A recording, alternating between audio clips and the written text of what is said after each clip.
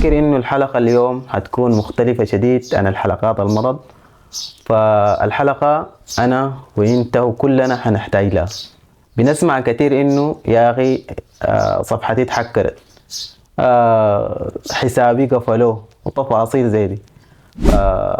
عشان نعرف أكتر عن الموضوع ده، فسعيدين أيما سعادة أن يكون في حضرتنا الأستاذ والباشمهندس يحيى جمال. عليكم السلام عليكم. بك يا أخونا. أستاذ يحيى. تحية لكل السادة المتابعين وكل أشكر بودكاست المعرفة عموما، إن شاء الله. وأتمنى لكم دائما التقدم والإبداع يا رب. إن شاء الله.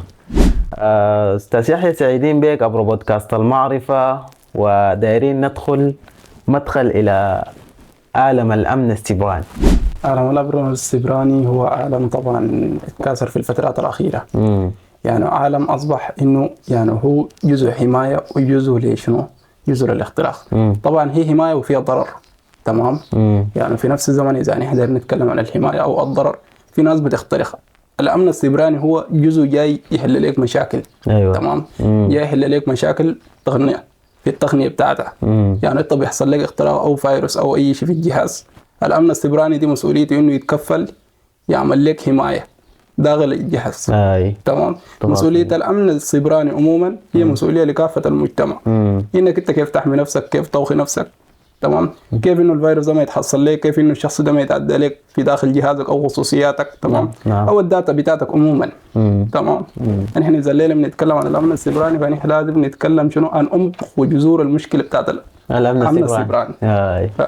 سعيدين بك يا استاذ يحيى. طيب، بنسمع الاختراق، بقول لك يا اخي تلفوني اخترقوه، حسابي اخترقوه، تفاصيل زي دي. يعني ماذا نعني بالاختراق؟ يعني ماذا نعني بالاختراق؟ الاختراق هو استخدام البرامج الضارة والغير مسموح بها قانونيا. نعم. انك استخدمت برامج عشان تخترق شخص عشان توصل لبيانات او خصوصياته الداخلية. اخطر حاجة انك تعملها انك الليلة تخترق انسان او تشيل منه بيانات او معلومات حساسة جدا. تستخدمها ضده. تستخدمها ضده. ودي برامج غير مصرح بها قانونيا اصلا. هل هنالك فرق بين الاختراق والاحتيال؟ نعم. الفرق بين الاختراق والاحتيال هو طبعا الاحتيال شخص بيحتال عليك انه يتوصل للارقام السريه بتاعت اللي هي كلمه السر. واسط انه يتصل عليك يقول لك يا اخي والله انا عندي رساله وصلت لك هناك، ممكن تدلني على مليني الارقام جاتك، او مليني الارقام جاتك 6 ارقام او كذا. ده اسمه الاحتيال. تمام. او انسان يقوم يزرع تطبيق خبيث اسمه الرقابه الابويه داخل جهازك. تمام. ممكن يتحكم بامكانيه الوصول للجهاز، تمام، انه يتوصل للجهاز يشيل الداتا بتاعتك بكل اريحيه، لانه معه البريد الالكتروني والايميل ممكن يرسل له كلمه السر والبيانات بتاعتك. ده الحاصل. نجدد الترحاب بك الاستاذ يحيى والخبير والباحث في الامن السيبراني عبر بودكاست المعرفه. يتم الاحتيال، يعني بقول لك انا احتالوني. والله طبعا يعني طبعا احنا اذا نتكلم عن الاحتيال بيكون بثلاثه طرق. الطريقه الاولى انك تدخل لنفس التطبيق بتاع الماسنجر وتدخل للرقابه الابويه في الاعدادات في السيتنج بتاعها، تمام. بتلقى في حاجه اسمها الرقابه الابويه. بتنسخ الرابط ده وبتشيله بترسله في تلفونك. انت عارف الماسنجر بتاع الشخص طالب يفتح معك. سبحان الله. والله بالطريقه دي تمام. حتى عندنا الواتساب عنده الرقابه الابويه، نفس الرابط بتشيله بتنسخه في الواتساب الثاني، تمسح الباركود بيفتح معك الرسائل. تمام. اسمه الواتساب ويب. تمام. بيفتحوها في الكمبيوترات عبر الباركود. الناس بقت تستخدم الحاجات دي عشان تحتال للناس. ايوه. تمام. يعني تدخل حسابك حول لي تفاصيل زي دي كثير ما نرى في مواقع التواصل الاجتماعي. يعني يقول لك اخترقوني، قال لك حول لي وعمل لي وكذا. ليه؟ لانه هم استغلوا الحاجه الضعيفه اللي انت جايبها لولدك. طبعا دائما السوشيال ميديا فيها يعني اهتمام بالاطفال الصغار. يعني انت عشان اللي تراقب ولدك ده من سلوكه وتعامله مع السوشيال ميديا عموما، اضافوا ميزه اسمها الرقابه الابويه. نعم. انت تراقب بها ولدك، لما انت تيجي تراقب ولدك بالحاجه دي طبعا بيجي زول ضعيف النفوذ بيستخدم الحاجه دي ضدك. بيشيل الرقابه الابويه دي الناس الرقابه وبيستخدموا ضدك. بعد كده بتلقى صفحتك اتحكرت. ما اتحكرت يا اخوي، دي حاجه اسمها استخدام لاساليب تمام الاحتيال. احتالوا ببساطه، ما في اختراق هنا. الله سبحان الله. الاحتيال بقى الكترونيا. بدا الكترونيا. حاجات بسيطه انت ممكن ما تنتبه لها بيتم خلاص سرقة حسابك وبياناتك وتضيعك. وضيع خلاص. والله سبحان الله. والله. طيب زي ما ذكرت انه السوشيال ميديا وما ادري كم السوشيال ميديا، يعني السوشيال ميديا عموما كده تعني شنو؟ السوشيال ميديا هي عموما في العام هي 5% من الانترنت. اي دي بس معلومات عامة. 5% من الانترنت وتتحدى امشي ابحث. اي لانك انت اذا دارت تخش على الانترنت ودارت تتكلم عن الانترنت انت لازم تتكلم عن المتصفحات الكبيره. ما بقول لك زي جوجل ولا حتى الحيلمان اللي احنا قايمين بها كلها تفاصيل ل 5% بس. 5% من الانترنت فقط. يا سبحان الله. ليه؟ لانه كل البرامج اللي بيتم استخدامها في متصفحات لينكس هي الاساس البوابه بتاعت الانترنت الرئيسي. نعم. ودي هنتكلم على حلقات ثانيه الانترنت المظلم والديب ويب والدارك ويب والحياه دي كلها. طيب هل يمكن لاي شخص ان يخترق؟ هسي انا عادي ممكن اخترق حسابك؟ طبعا الاختراق عنده اساسيات وعنده مبادئ، وخير كلمه مبادئ وذاته. الاختراق طبعا عالم كده فيه غموض، تمام. فيه لغه، العالم المظلم. عندك لغه جافا سكريبت، تمام. عندك اللغات بتاعت البرمجه عموما، لغه بايثون. عشان انت تخترق لازم تكون مدرك بالحياه. لازم تكون مدرك. عندنا حاجه اسمها الاعداد. الاعداد دي لو ما عندك لا انت ما حتقدر تخترق، تمام. زي ما حاجه بسيطه بنتكلم على البرامج اللي هي انها بتديك تخترق هي اوامر. تمام. الاوامر دي بتكون جاهزه. الاوامر دي بتكون اوامر فيسبوك فقط. بتوجهها من الاوامر، بتوجهها بواسطه الروابط الخبيثه. انا ممكن اعمل لك لغم، اللي هو اللغم ده بيكون في الصوره. انا اشيل صوره عاديه اقوم القم فيها الرابط ده وانصغه فيها في الداتا بتاعتي، اقوم ارسلها لك انت هناك تفتح الرابط طوالي بيعمل شنو؟ فتح لامكانيه الوصول للجهاز داخل الداتا بتاعت الجهاز. لما يجي للداتا بتاعت الجهاز بخش لملف الاندرويد. لما يخش للاندرويد بخش للداتا، تمام. بيفنش اللي هو الملف بتاع الفيسبوك الموجود داخل الداتا، تمام. وبيجي بينزل في محله وبيدي امكانيه وصول لشنو؟ للمخترق انه يشوف الفيسبوك بتاعك، سواء كان كلمه سر، سواء كان الايميل بتاعك او رقم التليفون او بطاقه بنكيه بتاعتك. طيب انا داير اعرف مثلا هسي زول مثلا يخترق صفحتي، الصفحه حتكون شغاله معي انا هنا ولا انا عندي هنا بتكفي؟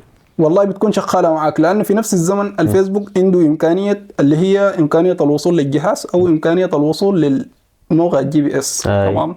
دي واحده بتخلي الفيسبوك انه يشك فيك بعد شنو؟ بعد 24 ساعه. لانه الفيسبوك في بدايه ما بيستخدم معك في البلاغات او كذا، ما بيستخدم معك موظف. بيتعامل معك اللي هو بشنو؟ بواسطه البوتات اللي هي الروبوتات، تمام. بوتات مبرمجه لانها ترد لشنو؟ للعملاء. فدي واحده من الاساسيات اللي بتخلي فيسبوك انه ما يحتمك في الصفحه في نفس اليوم. طيب مثلا لو هسه انا قمت لقيت صفحتي مثلا مخترقه، طوالي مشيت خيرت كلمه السر وتفاصيل زي انت مشيت خيرت كلمه السر والتفاصيل، تمام. هنا انت بتكون خاطينك في الحمايه بتاعت الوسط، تمام. يعني ممكن احتمال ثاني الشخص ده يعمل شنو؟ اسكان للتطبيق الجبال اللي انه هو دخل منه من نفس الفيسبوك بتاعك. يجي راجع لكلمه السر يعمل لها اعاده تشغيل. ممكن انت تكون كلمه السر عندك هنا ما يتحدثت، تمام. عشان كلمه السر تتحدث فانت داير زمن، وممكن يكون استغل الفرصه دي بنفس كلمه السر القديم واستعاد الصفحه. يا سبحان الله، والله سرقة شديدة. كيف يتم استغلال البرامج الخير مصرح بها؟ استغلال البرامج الخير مصرح بها اللي هي البوابة العميقة أصلا احنا دايرين نتكلم عنها. نعم. طبعا عندك تيراماكس، واحد من البرامج اللي أعداد بتاعت اختراق، وعندها لغة بتاعت بايثون وتستخدم لغة بتاعت جافا. دي واحدة من البرامج اللي ممكن أقول لك بتبرمج أكواد، تمام. أكواد يعني إنك أنت تبرمج كود يمشي يخترق لك شخص. يعني احنا زي جينا دايرين نتكلم عن الاكواد اللي هي الاكواد دي هي الفيروسات عموما. الفيروس نفسه. انت بتدي اوامر زي الشات جي بي تي، تديه نصين ثلاثه نص بيديك مقاله كامله. تمام. يعني دي واحده من البرامج الخبيثه. اذا احنا دايرين نتكلم عن اخبث البرامج عندك اللي هو بيجاسس قبل كان ما دارنا ندخل في الحلقه. بنحاول انه نغلي المصطلحات بتاعت السايبر سيكوريتي عموما الوسط عشان ما يقفلوا الفيديو عموما. الشيء ده انا فيه رقابه شديده. لا فيه رقابه. يعني ممكن الفيديو من بعض المصطلحات انا اتكلم عن برامج يتقفل طوالي. يا سبحان والله بيتحذف. حول ولا قوه والله العظيم. العالم ده بقانا كده حاجه بسيطه. انت 5% من الانترنت تدخل بيتك، تفاصيل حياتك، كل الحياه. الحلمانه ما انت 5% من الانترنت. دار تقول لي شنو؟ انت 5% من الانترنت. يعني السوشيال ميديا عموما 5% من الانترنت. ايوه. يعني الليله اذا قدرنا نتكلم عن عموما يعني السوشيال ميديا دي احنا كلنا خلاص الهيلمان الكبير المليونات المشتركين دول كلهم في 5% 5% بس العالم وقايم وجايض السوشيال ميديا وتفاصيل زي دي. وطبعا هي حرب طبعا حرب هاي. حرب. السوشيال ميديا عموما حرب، بيتم استخدامها لاستخدام سيء جدا بالذات في الاوقات الحاليه. هاي. وبقت اضرار يعني عندها مشاكل نفسيه. يعني زمان الغزو ممكن المستعمر يجي يغزو الدوله كده، يجي هو بنفسه بتفاصيله. الله يديك العافيه. لكن هسه ممكن يغزوك في اقل الكترونيا. الكترونيا في اقل من دقائق ممكن يرسلوا لك برامج كده انت ما عندك منها انها خلفيه. هاي. كلام كده انت ما عندك منه اي حقائق ولا دلائل، فحتضطر انك تعيشه نفسيا. يعني هسه مثلا اي دوله من الدول اتقطع عنها الانترنت معناتها خلاص اتدمرت، صح؟ تكون ما جايبه خبر الحاصل شنو ده. هي بتكون معزوله عن العالم. اي. معزولة عن العالم بماذا؟ بأن هي ما قادرة ترجع الانترنت بتاعها، لأنه ما بتكون زي العصر الحجري. اي خلاص رجعت قديمة، ما فيها حاجة جديدة عموما. الله يفتكر ناس العالمين ولا شنو هو العالم اللي وضع الانترنت ده محدد العالم. طبعا هو الانترنت ده رقم واحد في العالم، انك كونك انك تسيطر على الشعوب عموما. فعلا هسه مسيطرين على الشعوب بواسطة الانترنت. اذا انا الليله جاي داير اتكلم لك عن الانترنت فانا حادخلك في كلام طويل، لانه انا حاتكلم عن الصين، عن البرامج اللي تم استخدامها في الفترات الاخيره. كويس، اللي هي الرغبه واسطه الحكومه ضمن الوجه، الفحص بتاع الاوجه. تمام. يعني ده برامج اسمه بتاع نقاط. الصين الان بتستخدم الانترنت تمام اللي هو للرغابه. انت الليله استاذ محمد انا داير اقول لك كلام. انت مواطن في دوله الصين. تمام. عندك برنامج انه مجرد ما يتم ميلادك بيدوك 100 نقطة، مجرد ما تعمل مخالفة تدقج بعربية وكذا بيخصموا منك 10 نقاط. ما باخبوك قانونيا، باخبوك بالنقاط. اي لو وصلت لدرجة 30 نقطة انت في الدولة ما حتقدر تتعالج، اولادك ما حيقروا في احسن التعليم، هيتم عزلك للمناطق الريفية. يا اخي تمام والله، هيتم تجريدك من صلاحياتك كمواطن. انت عارف اغلب الصينيين اللي بيجونا بيشتغلوا في المياه ديل يعني عمل الدوله زي اللعبه. طبعا ده التحكم والسيطره، ده قانون السيطره، دي السطوه خلاص. قالوا زمان احنا بنسيطر عليهم بالسطوه بتاعت الجواسيس وكذا ما عارف، الان وصلوا للسيطره والسطوه بواسطه الانترنت. فكل سؤال حيودينا لسؤال عميق. سؤال لاقين زي ما بقولوا معلومات جديده. انا قلت لك هتكلم عن حاجات ما حصل مره تكلمنا عنها. اكيد والله. لك التحيه استاذ يحيى، ومرحب بك مجددا في بودكاست المعرفه، وسعيدين ايما سعاده ان تكون في حضرتنا. انا شاكر ومخدر لك مره ثانيه. تسلم يا غالي، بارك الله فيكم. طيب احنا قبل قلنا الاسئله دي يعني 9 سؤال دي كثيره، لكن والله شايفينها مشت سريع. والله بتمشي سريع لو انت تجيب. انا ما قلت لك لسه طويله طبعا. يعني لو داير تسالني اسئله انا ممكن اقول لك يعني 30 سؤال ما حتعمل لي شيء ولا 50 سؤال. اكيد والله. شكرا للمعلومات القيمه دي. نصيحه للناس اللي بيستخدموا السوشيال ميديا عموما كده نحن ديل. والله استخدامك للسوشيال ميديا انا اديك نصائح كثيره وخير نصائح. انا داير اديك حاجات يا محمد، انت قبال ما توصل للنصائح انا اديك كيف انت تعرف انه انت قبال ما تعمل النصائح دي انك انت تعوخ نفسك. فانا ليه قبل انا بقول لك ليه احنا ما اتكلمنا عن جذور الازمه. كيف انا اعرف نفسي مخترق؟ المفروض نسال السؤال ده. مفترض. هي كلها 3 حاجات. ارتفاع درجه الحراره في الجهاز غير طبيعيه من دون تشغيله، بودي لبرامج ضاره موجوده في الجهاز في الداتا. تمام. لانه نحن هنرجع للمعالج. المعالج انت استخدمت فيه تطبيقات خارج الخلفيه. بيستهلك في قدره المعالج يعني اكثر من طاقته. واحد. 2 انك انت جاري دائما يا محمد بتجيك اعلانات بتاعت التطبيقات، اعلانات ما اعرف لبس امازون شنو ما عارف، اعلانات مغريه جديد. والله صوره كده تشوفها صارت. والله يا استاذ انا بقول شنو؟ بقول دائما الناس دايره تجذبها المغري. فالناس بتنغري وراء الروابط دي طبعا كلها ملقمه. لا حول ولا قوه. وزي ما قلنا كيف بنعرف نفسي مخترق؟ اول حاجه كترت الاعلانات بتكون في تلفونك، لانه مجرد ما الروابط خلاص البرامج الخبيثه نزلت هتحول رقمك ده للشركات بتاعت الاعلانات. ده رهينه. بقول لك ده رهينه. تمام. فانت عارف انه شركات الاعلانات ما بتقدر تتوصل لك الا بواسطه رقم تلفونك. يا سلام. لانه بيتم يعني ارقام التليفونات بيتم بيعها للمواقع الثانيه بواسطه اشخاص مجهولين. اي ده هم الهاكر ديل. حكر. انت يا محمد بتنزل لك تطبيق ما عندك، ما بتعرف عنه شنو، بس المهم كتب لك انه التطبيق ده كذا، ما عندك منه اي خلفيه. اي بس خاطر جاي بس تنزل حس والله بلقى ناس في تليفوناتهم 40 تطبيق ما عارف يستفيدوا منها. ما بيستفيدوا منها اي حاجه، وانت عارف دي واحده من الاضرار بتاعت الاجهزه. اي والمصيبه انه في ناس بتنزل تطبيقات مجانيه زي واتساب الذهبي، ده من اخطر المشاكل. واتساب عمر نحن تذوقنا ما طبعا دي نحن بنسميها مكركه. اي المكرك ده ما خلاص ده شغل ملعوب. اي هو فيه فري معلومات وفيه بيانات كلها مجانيه وفيه مميزات وفيه خطوط. أيوة. لكن المقابل شنو؟ لازم يكون في المقابل مقابل. بياناتك انت، معلوماتك دي باعوها في العالم. معلوماتك انت اذا الليله معلوماتك دي واتساب عمر يديك الميزات دي وما يشيل منك معلومات، تكون انت خشيت نفسك. والله مشكلة كبيرة والله العظيم. والله طيب انا كيف اعرف انه يعني جهازي ده زي ما اقول ده السؤال ده افتكر عدم استجابه للاوامر هاي ما يتحدثنا عنها.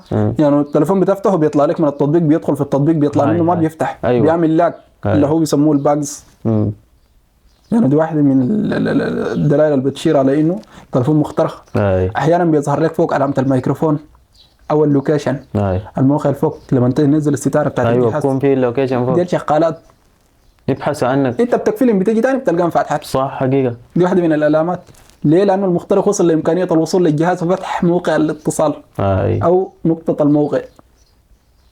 طيب مثلا انا مجرد ما لقيت الحياه دي كده تلفوني ده قمت الطق قفلته وغطيته، هسه الزول ده يقدر يخش للبيانات تاني؟ والله الا اذا قطعت الانترنت، لانه وصلت الانترنت وقفلت التلفون لكن بينتظرني شكله ما بقدر.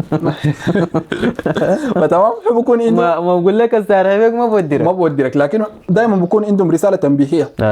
دائما البرامج بتاعت الاختراق عندها رسائل تنبيهيه. اذا تكلمنا واحد من الاختراق اللي هو قبل زي ما بنقول برامج الاختراق انا ما صنفته كاختراق واحتيال، خليته في الوسط محايد. مره اختراق ومره احتيال. ليه؟ لانه البرنامج ده هو بيقوم بيرسل لك انت واجهه شكل فيسبوك بتاع تسجيل دخول عاديه. تمام. بقول لك فيسبوك بلون موسخ، برنامج بلون ازرق موسخ. انت طوالي بتقوم بتطمع ده ما فيسبوك. وانت ما منزله من المتجر بتاع بلاي عشان يكون فيه حمايه، لانه هي لازم نتكلم عن الحمايه. نعم. انت مجرد ما تيجي تدخل في التطبيق ده وتدخل الارقام بتاعتك والاسم بتاع صفحتك او البريد الالكتروني او رقم التليفون كده طوالي بتظهر له هناك اونلاين متصل فيها شنو؟ اللي هو كلمة السر بتاعتك والايميل او رقم التليفون، كل تفاصيلك مشت له هناك. وهنا ما هيفتح معك لو سويت شنو. ليه؟ لانه هو ده اصلا ده بس انه يدي الارقام اللي هنا خلاص يتخرصنوا عليك للخراصن انهم يتموا فيك الشغل. طيب اعمامنا الضعيفين شايلين تليفوناتهم ما شاء الله التليفونات الظابطه دي، ويجي يقول لك يا ولدي يا اخي شوف حسابي ده اتقفل، يعملوا شنو عشان الحاجه دي ما تجيهم؟ والله طبعا اعمامنا دي اكثر حاجه انا بشوف انه تليفوناتهم دي لازم تكون في رقابه. نعم.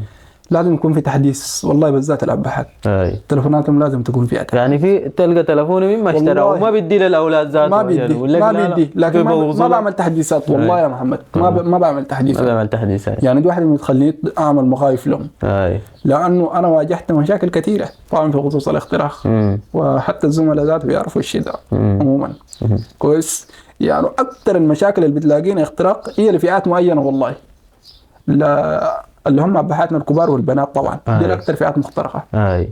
الشباب دي عموما ما بتم اختراقهم بكميه، لكن يعني مفتحين عارفين الحاصل. مفتحين عارفين الحاصل. لكن الاختراق والله اكثر حاجه للبنات، لانه انا والله واجهت مشاكل للبنات قبل كده. تمام. لك صفحتي اخترقوها طبعا. والله واجهت مشاكل. في بنت تم اختراق حسابها قبل يوم، وانا كان الاتصال لي الساعه 12 بالليل، انا بحاول ارجع الحساب ده لحد الساعه 2 صباحا. لا اله والله العظيم كانت مسألة عميقه. فبيتم يلا انا دائما بحاول انه قبل زي ما انت سالتني عن حمايه ابهاتنا الكبار في اجهزتهم. تمام. ما ينزلوا برامج ما عندها مصادر مجهوله. اي برنامج جاك فوق كده يا عم انا ما تقعد تستقبل لي جميع الروابط اللي بتجي على الواتساب. وما في حاجه انا دي بجزم على بعصبين الاشره، ما في منظمه تابعه للمجتمع الدولي بتدفع لك $110,000 تواصل اجتماعي. هاي يقول لك يا اخي منظمه كده العون انساني تفاصيل ما زي في. دي. انا اجزم باصابعيني الاشهر قلت لك ما في. ليه؟ لانه بقول لك قال منظمه الغذاء العالمي تتبرع بكذا كذا، دي كلها الروابط ملقمه في الغام جاهزه. دي حاجه معروفه انه يا ناس اي زول جاءه رابط فيه الكلام ده انه انت فايز معانا بكده مثلا، او انت عضو في منظمه كده او منظمه بتدفع لك $10,000 وتفاصيل زي دي، الكلام ده ما تخش فيه لانه ده حكر. ده حكر. لانه اغلبيه الحاجات دايما بحاولوا يعني يجذبوا الناس بالحاجات الضعيفه دي، هم بيشوفوا نقاط ضعف الناس. ضعفك وين؟ الامه دي مشكلتها هي شنو؟ هل مشكلتها في القروش او مشكلتها في كذا؟ يعني انت عارف طبعا كل دوله طبعا مستهدفه على حسب مشاكلها. في امريكا طبعا بيستغلون في اللي هم مشاكل الانتحار والابارات والكذا وكذا. تمام. والدفع المعنوي وكذا، انت لازم تستطيع وتتعامل تعمل كده. تمام. يعني بيسموها شنو الدفع المعنويه، ولا بيقول لها شنو؟ التنميه البشريه. تمام. يعني الامريكان عندهم مشاكل نفسيه. كويس. اما نحن عندنا مشاكل ماديه. البزنس ده هو المشكله. والله مشكلتنا في البزنس، بيحاولوا يستغلونا بالبزنس. فانا بشوفها حركه. بقول لك فايز معانا بكده، فايز معانا ب $100,000. ليه يا اخي انت بتيجي بتديني $100,000؟ انا بتذكر مره كانت الشبكه شغاله، فاتصل لي واحد قال لي السلام عليكم، معك بتذكر اسمه، قال لي معك استاذ اسامه من شركه زين. قلت له مرحبا بك. اسم نايم. قلت له مرحبا بك يا استاذ اسامه. قال لي انت داخل ولايه الخرطوم ولا خارج ولايه الخرطوم؟ قلت له انا والله خارج ولايه الخرطوم. قال لي انت محظوظ معانا، نحن عندنا 19 نفر فايزين معانا داخل ولايه الخرطوم، وبما انك انت من خارج ولايه الخرطوم محظوظ. قلت له مرحبا بكم الف. قال لي فايز معانا ب 12,000. زمان 12,000 دي كثيره شديد. تمام. قلت له حبابكم والله ناس زين ما قصرتوا معايا. قلت له ناس زين ما قصرتوا معايا 12,000 في الزمن ده، الله مبروك. قال لي لكن عندنا شروط انك تعمل لنا. قلت له شروطكم كيف؟ قال لي تمشي لاقرب مركز فيه بتاع رصيد، فتقوم في خدمه تفعلها لنا. كويس. قلت له زول انا ذاتي بتاع رصيد. كويس. الخدمه وين؟ داري بالله قطوم. بس قال لي يا اخي نحن هسه حنرسل لك القروش بتاعتك. رسل لي رساله كاذبه فيها 12,000 انت فايز معي. يا اخي انا لما شفتهم الناس دي دايرين يتجرجروا، قلت له استاذ السلام عليكم وعليكم السلام، يا اخي انتوا الفايزين معي ولا انا الفايز معاكم؟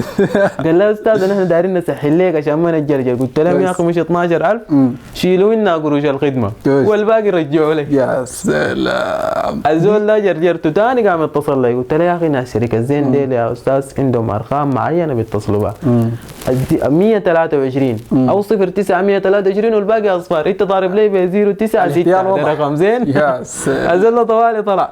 ما يلا شوف الاحتيال ده طبعا هم بيحاولوا يرغموا لك الحاجه يحتالوك. الاحتيال دائما هو عموما يعني انا قبل المفترض ما نتكلم عن الاختراق في الالكترونيات فقط. اختراق العقل. ايوه تمام. اختراق العقل ليه دائما يعني هم دائما الانسان المحتال بيحتال بعقله، بيشغل عقله. تمام. انت ليه ما سالت نفسك يوم هو ليه كيف بيحتال وليه ما بيختش من الاحتيال؟ ما بيختش من الاحتيال لانه هو خلاص ادمن الحاجه دي، تعلمها مارسها بقت عليه كثيره. بعض الناس بيقول لك خفت يد. العقل ده ليه دائما علماء النفس بيقول لنا اذا حكيت راسك كده فانت رسلت رساله للزول انك انت ما فهمت كلامه. صح. طقت الاصابع تشيرها الخلق. ايوه. ما سالنا نفس الاسئله دي لانه دي واحده من العوالم اللي بتورينا مركزيه انه في احتيال. نعم. الغزو الفكري. غزو فكرك طوال. خلاص. يعني احنا لازم نتكلم عن النقاط دي. يعني اللي هو المحتال ما خلاص الا هيخترقك، هيتوصل لطريقه انه يمسك تلفونه في يدك. واحده من البرامج اللي اضافوها جديده في الرغابه الابويه انه لو دار تراخي طفلك او زوجتك او كذا فلازم تلقي التطبيق في التلفون الزوجة او الطفل، تربط تلفونك بتلفونه. تمام. عشان انت تعرف طفلك ده مشيته مدرسه وواقف فين في الشارع كذا، تعرف اللوكيشن بتاعه. تشغل الماي تسمع الصوت حقه، تتكلم معه منو حصل له كذا. عادي. البرامج دي فيها مصرح بها حكوميا، دي مصرح بها. دي من الحاجات اللي هي ممكن الليله بيتم استخدامها باكثر، لكن بيتم استخدامها استخدام سيء للاسف. والله. اي والله. ليه؟ لانه عشان يضروا بها الناس. عشان اضربوا الناس. انت عارف لو رسل لك التطبيق ده ونزل من المتجر بتاع الرغابه الابويه ده وزيت نزلوا لك هناك عادي تفاصيلك مكالماتك رسائلك ماسنجر ما عارف كذا دي كلها بتمشي له، لانها الشركه بتاعت التواصل الاجتماعي بتاعت ميت عموما عندها تعامل مع التطبيقات دي. لكن مفترض طيب ها دور الامن السكيورتي هنا بيعمل شنو؟ الامن السكيورتي هنا بيعمل شنو؟ الامن السكيورتي اول حاجه بحذرك وبعمل لك دورات تدريبيه ورش توعويه لكل المجتمع. تمام. الامن السكيورتي هنا بيجي بعمل شنو؟ رغابه الكترونيه عموما في المنطقه بتاعته بواسطه السيرفرات. يعني انا ممكن اقول لك من المعلومات اللي افاجئك بها. طبعا احنا اداره الفيسبوك بتاعتنا في مصر، سيرفراتنا في مصر. نحن السودانيين هنا عموما سيرفراتنا في مصر. اي بيانات ما لم تتفلتر في مصر ما حتنزل لصفحتك، حتى البودكاست حقك ده اذا ما يتفلتر في مصر ما حيجي هنا. يا سلام والله العظيم. سبحان الله. تمام. لانه مصر حتى الان قدرت تحتوي انه برامجها في التواصل الاجتماعي عندها رغابه وعندها امن سيبراني، فنحن لازم يكون احنا شخصيا عندنا امن سيبراني. ليه؟ نحن هنا ما دور الامن ما عندنا. الامن السيبراني هنا لما يكون دوره شنو؟ دوره انه يحمي لك المواطن ده من الرسائل القريحه، الحاجات اللي بتغزو الكراهيه في التواصل الاجتماعي، الخطابات المعينه اللي بيتم ترويج لها بقروش ماديه عشان توصل لفيو عالي مشاهدات. اكيد. تمام. الليله يا محمد لو برنامجك ده بيتكلم بعد شويه عن برامج ثانيه بيكون بيمشي فوق، لكن مجرد ما يكون برنامج هادف الناس تلقى ما في تفاعل. ما في تفاعل. التفاعل عموما كلها في البرامج اللي هي مدعومه لاغراض معينه لبرامج معينه. تفاصيل زي دي. فدي عموما دي الحاجات الوحده اللي احنا بنتكلم عليها في نفس الامن السيبراني. انه ليه الفيديو الطبيعي ده ما يمشي. تمام. يعني انا قبل يوم لقيت مشاكل بتحصل قدامي في تطبيقات برامج صفحات كذا. يعني انا اكثر شغلي ممكن اقول لك قاعد اوعي الناس وقت توعيه.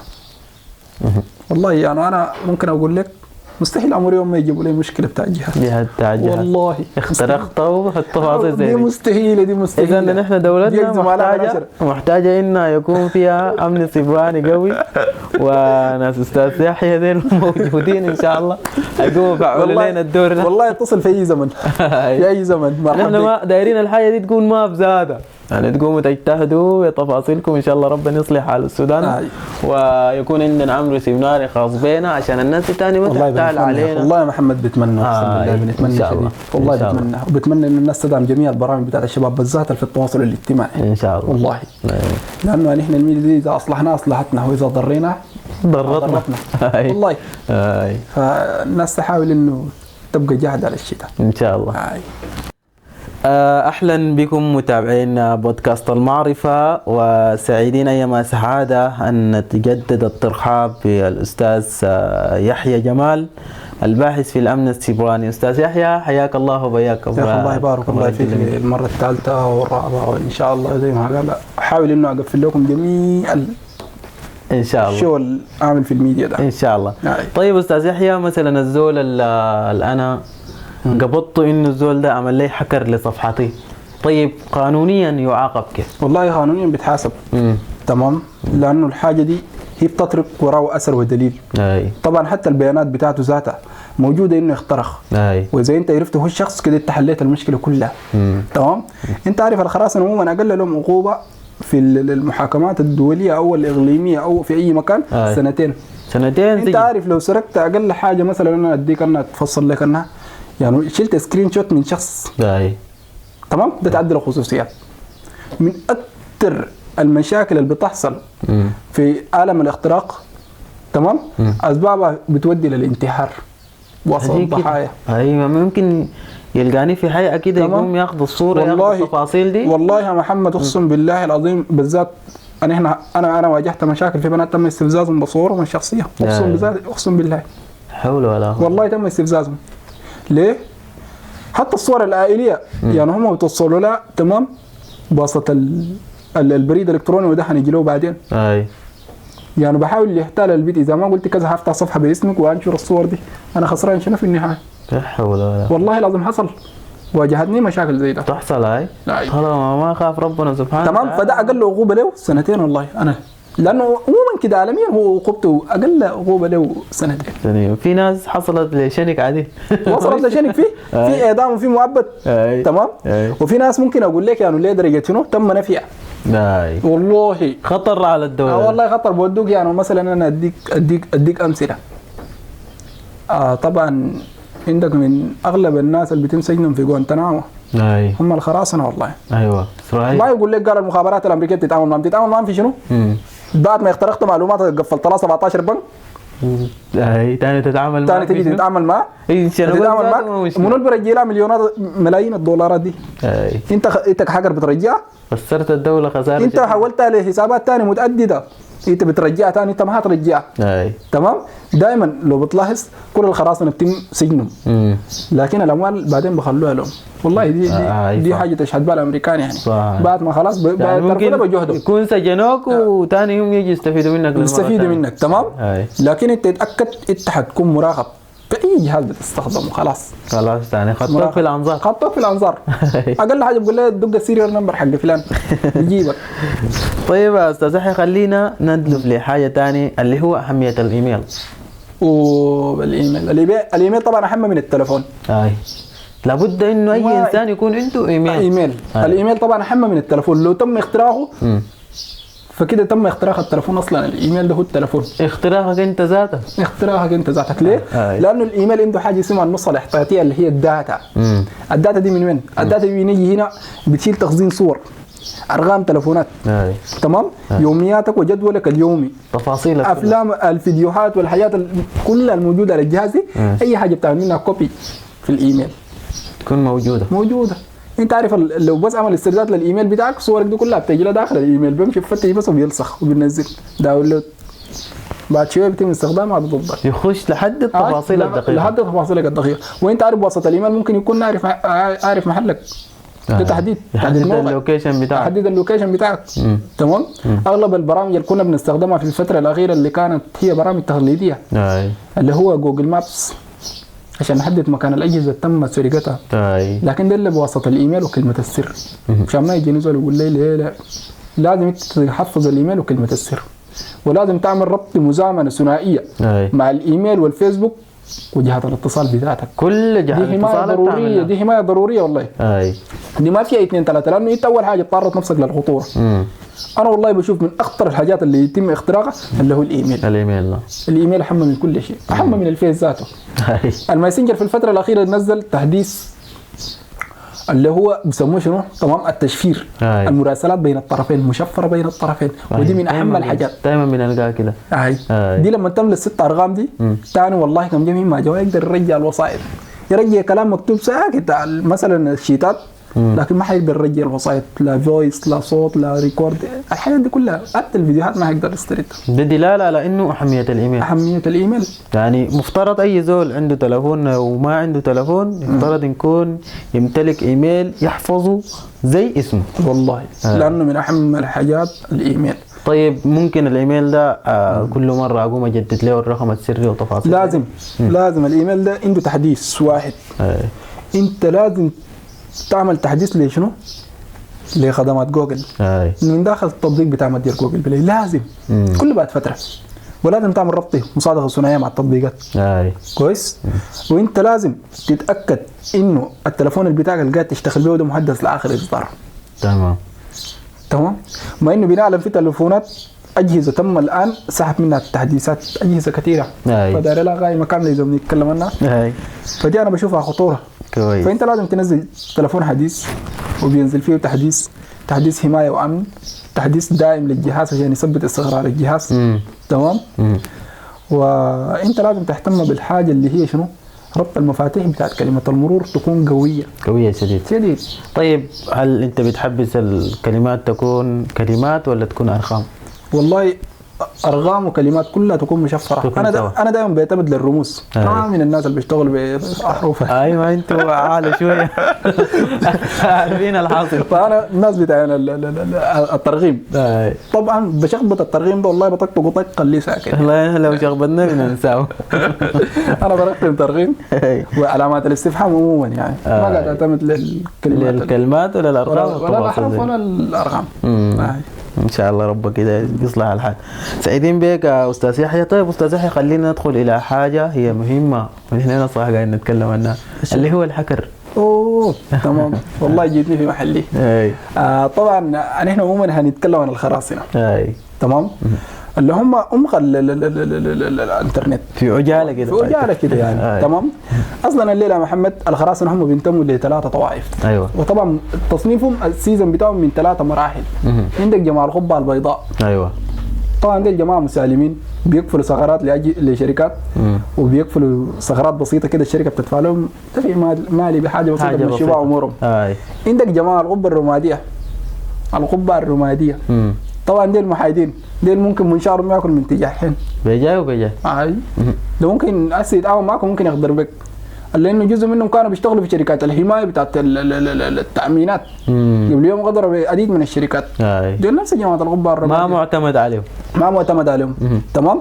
لكن اخطرهم القبه السوداء ناس البلاك. يعني دول لو خطوك في راسهم من منظوماتهم يعني الوحده ناس انينه مص معناته خلاص امورك جاطت. امورك جاطت. تمام. يلا هم دول ما بيستهدفوا الفئه الضعيفه دي بتاعت البشر. دول بيستهدفوا شركات منظمات حاجات هاي كبيره بنوك. تمام. مؤسسات بتاعت الCIA. تمام. يعني دول دايرين معلومات ثقيله. تمام. وانا اشوف قبل 2-3 يوم كان ترامب نزل الوثيقه بتاعت الرئيس السابق انه تم نشرها على جميع مواقع التواصل الاجتماعي بتاعت بايدن. يعني غير بايدن عندك اغتيال ذاك اسمه شنو؟ الرئيس السابق ده براك السابق ده مكان بايدن قبل براك اوباما. وعندك اسمه هنا خيطه. تمام. ده تم حصل عليه التسريب بتاعت الوثائق بتاعته كلها عموما. تمام. من دون ما تمشي تبحث عنها. زمان كانت عميقه جدا وسريتها تامه في FBI. ما بيدوك لها بسهوله ولا في جهه بتقدر توصل لها اصلا. لكن بعد 2-3 يوم سمعنا انه ترامب دار ينشرها كلها ونشرها اصلا. دي لها في اكسس موجوده. يعني انا ذات من شده جد لقيت الوثائق كثيره ما قدرت افهم اسم الرئيس ذاته. والله العظيم. لانه ده بوريك واحد من الحاجات انه امريكا لحد الان خلاص امريكا وصلت لمرحله دار تكشف اسرارها. يعني عرفت انه الخراصنه قادرين يوصلوا لا. المعلومات اللي هي ما دارت تدي انه عرفت انه الخراصنه قادرين يوصلوا. قاعدين دي الناس البلاك دي. الناس البلاك. طبعا الناس البلاك دي عندهم طبعا اسلوب بيختلف. وطبعا اذا نحن جينا دارين نتكلم عن البلاك دي دائما يعني هم غير موجودين في عالمنا ده باشكال طبيعيه. انا عشان نكون واضحين وصريحين. نعم. تمام. ممكن بتاع البلاك ده ياكل معك ويفطر معك في كافتيريا عادي وما تعرفه. ممكن يكون اخوك. لان هي منظمات خطيره. لانه انا بتكلم لك لما انا اتكلم لك عن منظمه بتاعت خراصنه زي اللي بتكلم لك عن منظمه بتاعت مافيا. تمام. يعني زي منظمات المافيا دي اذا انت عملت مخالفه بسيطه زي الاصابه بتاعت الكامورا الايطاليه انت بتقطع اصبعك عشان تدي ولاك انه للقطع اللي عملته. لا اله الا الله. فما رايك في الخراصنه؟ اخطر من دي. اخطر. قوانينهم خطيره شديد. حول ولا قوه الا بالله. تمام. انت عشان الليله تكون داخل المنظمه طبعا هي المنظمه مركزيه ولا مركزيه.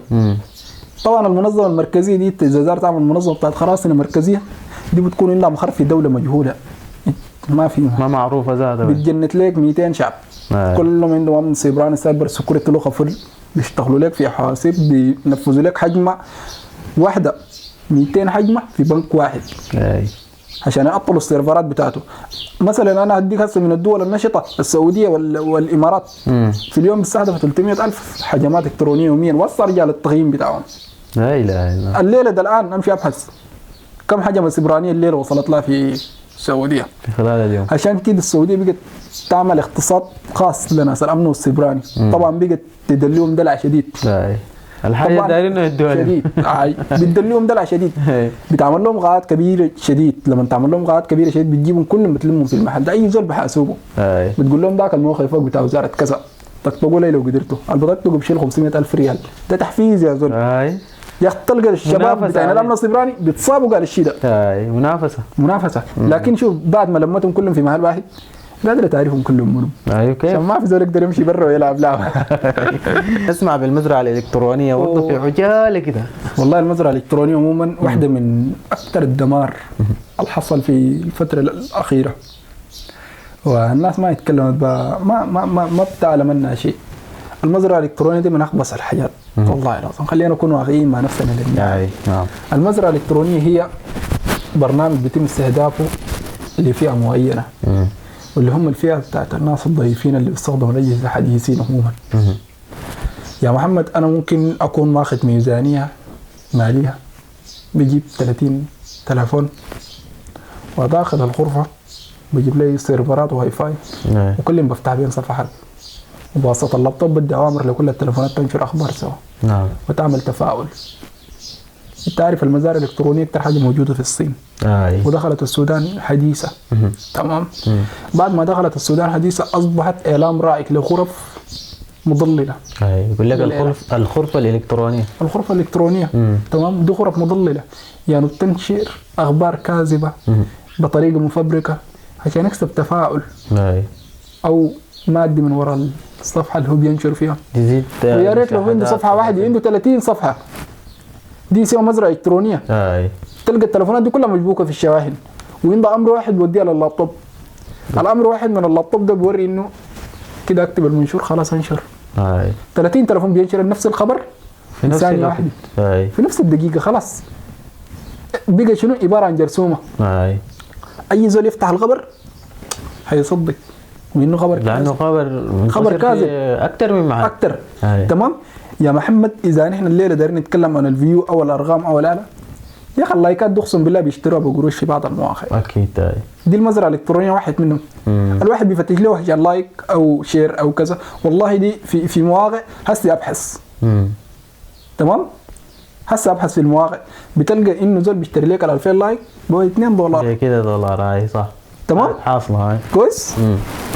الناس دائما بقت تعتمد على الدعم الوهمي ده عشان تحاول انه بقى عالم افتراضي. بقى عالم افتراضي. الناس كلها عايشه. تلقى الام جوا التلفون، الطفل في التلفون، الاب في التلفون، البيت في التلفون، كلهم. البيت كله بقى خلاص عباره عن مزرعة إلكترونية. مزرعة إلكترونية. الونسة حقت حبوبة والتفاصيل. لا دي ما في بقى نحن خلاص فارقناها. حبوبة ده بتنوم من بدري. أنا هنا مما فارقنا التلفزيون وكارتونيت والحاجات دي وبيبستون يعني خلاص خشينا في عالم مظلم. خشينا في العالم المظلم. الله يشاء. فالمزرعة الإلكترونية عموما أنا دار ألخصها في كلمتين، هي عالم خبيث. عالم خبيث. وأي زول بيستخدم المزرعة الإلكترونية ده عالم إنسان بلا أخلاق. لأنه بيستخدمها استخدام سيء جدا. نعم. هي لو كان لترويج اعلانات عاديه لمواقع تجاريه معلش، لكن انت قاعد تستخدمها على افعال سيئه. تستغلها على افعال سيئه. تدعي بها مثلا لمشاكل. يعني انت بتغير ذات، يعني بتعمل اشكاليات داخل الناس بيناتهم. والله اقسم بالله انا بلقى بعض الناس واحد بيكون مقهور انه شاف منشور بيتكلم عن حاجه معينه. اكيد والله. او لقى تعليق بيتكلموا فيه نفرين بيسووا بيناتهم لطائفه دينيه معينه وطائفه عرقيه. بياخذ عنه طابع غريب. يا جماعه الليله يجي زول بينزل لك في التعليقات تحت ما تسيئوا. اقسم بالله لانه دي مو محمد، انا والله بحترم وجهه النظر، لكن ده التعليقات اغلبها اللي بتنزل تحت في المنشورات زي ده جدات الكتروني. الجدات الالكترونيه لازم انه لك معني ذاتك. ما دي المزرعه الالكترونيه. عشان انا دار اقول لك هو بحاول يستفزك عشان يقلل المنشور بتاعه فيو بس. تمام. يكون هسه مسك الترند. انت المسكين ما بتعرف اي حاجه بتجي بتعلق تحت، بس شايف الكلام ده جرحك بتجي تعلق. بتجي تعلق. يعني ممكن ال 2000 لايك اللي بتجيبهم احزنني ده هو عاملهم لنفسه ومشتري مشتري. هذا كلام عجيب. الله يصلح حالنا ان شاء الله. طيب استاذ، كيف يتم تشغيل المزرعه الالكترونيه؟ هذه تلقائيا انت تكلمت عنها صح؟ المزرعه الالكترونيه تكلمنا عنها. طيب اساسيات الخرسانه. والله اساسيات الخرسانه كثيره طبعا. هي كثيره. عندك نظام لينكس، البوابه الرئيسيه للدخول الانترنت عموما وتنزيل البرامج بتاعتها والسطبه وكيف. فدي من اخطر الحاجات. فجبال زي ما قلت لك الانترنت هو كله يساوي 5%. كل الحاجات جبال اتكلمنا عنه كله 5%. طيب خلاص، انت لما جيت للانترنت كده خلينا نشوف الانترنت اللا اشياء. في حاجه زي كله كويس. الانترنت اللا اشياء بيدخل في الفترات الجايه، وتلاحظوا كثير في التليفونات الجايه انه الانترنت اللا اشياء. عندك اللي هو النظام بقول لك شنو؟ الاجهزه الذكيه.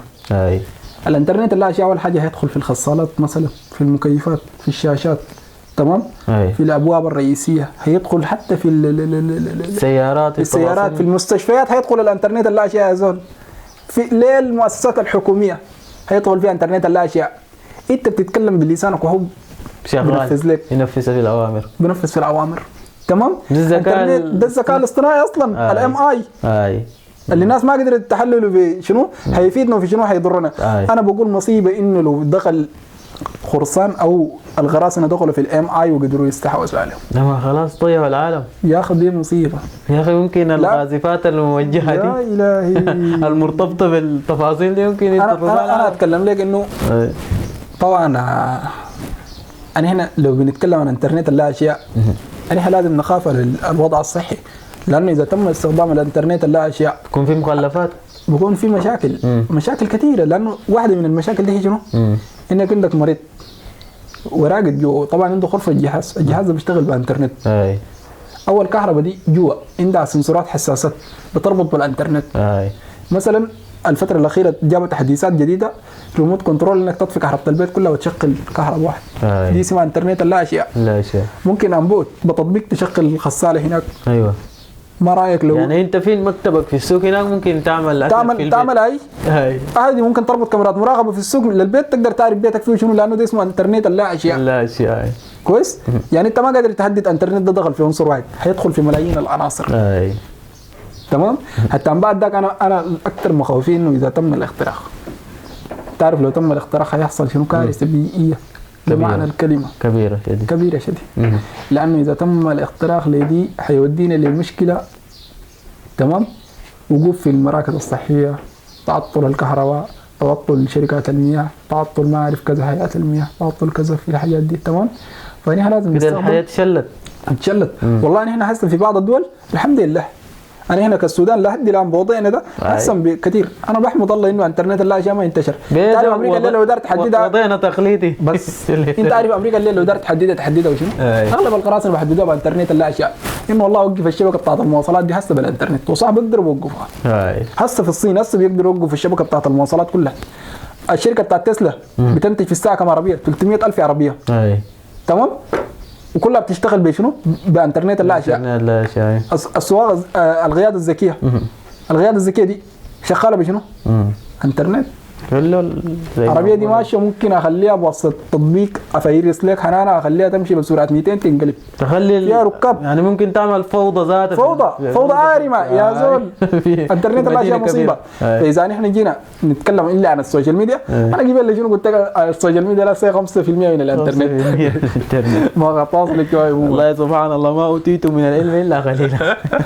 طيب استاذ يحيى، برضه في حاجه ثانيه دايرين نعرفها. تفضل. الانترنت اللي بقول عليه شنو هو المظلم، او ما انت سميته العالم السفلي. العالم السفلي. العالم السفلي للانترنت. هو عالم سفلي والله طبعا. نعم. يعني الليله فيه تجاره بتاعت حاجات غير اخلاقيه واحد. انت عارف الاصابات بقت تستخدم، هو طبعا يعني هو بيبدا من الديب ويب والدارك ويب. الدارك ويب هو منصه بتاعت تجاره للمحرمات او الاشياء اللي هي الغير قانونيه، غير اخلاقيه، هي غير قانونيه اصلا. غير قانونيه. تمام. موقع افتراضي، لكن ما في دوله اليوم الليله قدرت تعرف انه الدارك ويب تابع لدوله لولايات منظمه. تمام. فالدارك ويب تم استخدامه لاستخدامات سيئه جدا، تجاره الاعضاء وتجارة البشر موجودة هسه الآن في الدارك ويب. تمام. تجارة الأسلحة والمخدرات والأفيون والكوكايين بأنواعها وأشكالها. كل البذر ده موجود هنا. كله موجود. تمام. يعني تجارة المسروقات، والله أحلف لك بالله امشي ابحث عن الدارك ويب بتلقى فيه تجاره دبابات يا زول. يا زول دبابات بشوف ولا. تمام. دي فيها حاجات يعني انا ممكن اقول لك يعني مصيبه. يعني والله الدارك ويب لدرجه انه انا لو قاعد اتكلم عنه في غرف بقول لها البيدروم. طبعا دي غرف حمراء بيتم استخدامها استخدامات سيئه جدا. في ناس انت عارف وصلت لدرجه انه تعذيب ضحايا بمقابل مادي. تمام. مش عذب لي فلان كده. لا جيبوا لي جوا الغرفه زي السجن ده يا اخي. طريقه التعذيب بهدف معين. انت عارف لايفاتكم دي هسه اللي قاعدين تسووها في التيك توك وشنو دي لسه 5% من اللايفات. اللايفات الكبيره شنو؟ في ناس عندها شهوه للتخمص بتاع تعذيب البشر. تمام. في ناس عندها امراض نفسيه يعني في الحاجه دي خمها كده يعني. تمام. واحد مستعد انه يعذب له الضحيه ده بسكين في رقبته عشان يدفع $5,000. والله البيدروم الغرفه الحمراء موجوده الان. لا اله الا الله. تمام. يعني في ناس تلقاهم في بثوث داخل الدارك ويب. تمام. واحد بيكتب في التعليقات تحت يا اخي عزو السكين دي انا بدفع لك $200. ال $200 دي هتمشي بواسطه عمله اسمها بيتكوين، اللي هي الساعه ازمه في الفترات الاخيره. طبعا البيتكوين دي طبعا التفاصيل دخلت في عالم كان انجخم وجخم كبيره زي ما بيقولوا التفاصيل. تمام. وزع برنامج البيتكوين دي طبعا ده كله احتيال. انا والله لازم يعني انا طبعا ما قاعد اخش منصات تداول عموما. طبعا وسطاني بقى زميلنا كان اسمه احمد بحييه من هنا، والله طبعا استاذ فاهم شديد. والله بتمنى انك تجي يعني ان شاء الله. فطبعا اقترح لي برنامج التداول، قال لي فيه قروش وفيه كذا وفيه كذا. قلت له تمام خلاص كويس وكذا وكذا تمام. لكن كانت الامكانيات غير مصرح بها. لكن لما مشيت قريت انه لقيت خلفياته ما عجبني، انسحبت منه. تمام. لما انسحبت منه خلاص وعرفت انه فيه احتيال وفيه كذا وفيه برامج. انت عارف الطريقه بتاعت البونس بتاعته كيف؟ الفتره الاولى طبعا بيربحوك عشان يجيبوا الثقه بتاعت العميل. هاي طبعا بيربحك عشان يديك الثقه. والثقه دي بتيجي من وين؟ الثقه دي بتيجي من اول دفع ما ادي لك انت، هتزيد تاني القروش دي تلم طبق وتقول انا نزلها ازيدها بعد شويه بتلقى نفسك احتالك. دي زي زمان زي بنزل السحب بتاعك تهد باللون الاحمر بقول لك خلاص خسرتها. امورك جاطت. في ناس خسرت كثير يعني. في ناس استفادت في ناس خسرت. في ناس استفادت وفي ناس خسرت. انا برضو زي ما قلت عندي صاحبي كده برضو له التحيه فاقترح لي الفكره بتاعت التداول. يجيني طوال يا محمد يا اخي التداول اللي فيه كده. انا قبل كم يومين عملت كده بتاع. انا قلت له يا اخي انا ما عندي مشكله عن التداول لكن الحاجه دي شرعيتها شنو؟ شرعيتها بس سكت لي في الحته دي. طلعت فيها اشكاليات. طبعا فيها اشكاليات، فيها محاور دينيه كثير يتكلم عنها في الفترات الاخيره. حتى الوزارات بتاعت الديانه الموجوده في السعوديه اتكلمت لانه طبعا ان الامه دي شنو بتبرر. اكثر حاجه الامه هسه بيحاولوا يطلعوا لك مبررات. قالوا شنو؟ قال في تداول حلال وفي تداول حرام. فهم بالمحله دي بيحاولوا يوروك انه في تداول حلال. اذا كان ربحك 250 انا هنا هنخصم منك 100 وال 150 محلل حلال عليك. لكن لو بقت اكثر من كده حرام. اكثر من كده حرام. فكده هو حرام اصلا. والله ان شاء الله كده يا ربنا يصلح الحال. متابعين بودكاست المعرفة سعيدين بكم وسعيدين بأستاذ يحيى جمال الباحث في الأمن السيبراني عبر هذه الحلقة الجميلة.